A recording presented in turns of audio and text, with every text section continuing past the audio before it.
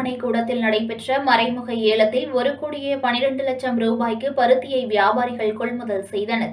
மயிலாடுதுறை மாவட்டத்தில் 5,239 ஹெக்டேர் பரப்பளவில் பருத்தி சாகுபடி செய்யப்பட்டு விவசாயிகள் தற்போது பருத்தியை அறுவடை செய்து ஒழுங்குமுறை விற்பனை கூடங்கள் மூலம் வாரந்தோறும் விற்பனை செய்து வருகின்றனர். அந்த வகையில் மயிலாடுதுறையில் உள்ள ஒழுங்குமுறை விற்பனை கூடத்தில் தேசிய வேளாண் மின்னணு சந்தை திட்டத்தின் கீழ் ஈனாம் முறையில் பருத்தி மறைமுக ஏலம் நடைபெற்றது. 550 விவசாயிகள் 1,600 குவிண்டால் பருத்தியை விற்பனைக்கு கொண்டு வந்து வைத்தனர்.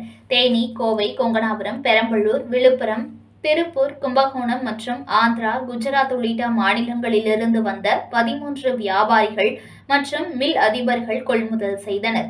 பருத்தி குவிண்டால் ஒன்றிற்கு அதிகபட்ச விலையாக 7,552 ரூபாய்க்கும், குறைந்தபட்ச விலையாக 6,509 ரூபாய்க்கும், சராசரி விலையாக 7,050 ரூபாய்க்கும் விலை போனது. இதன் மூலம் 1,12,00,000 ரூபாய் பருத்தியை வியாபாரிகள் கொள்முதல் செய்தனர். இந்த ஏலத்தில் இந்திய பருத்தி கழக அதிகாரிகள் கலந்து கொண்டனர்.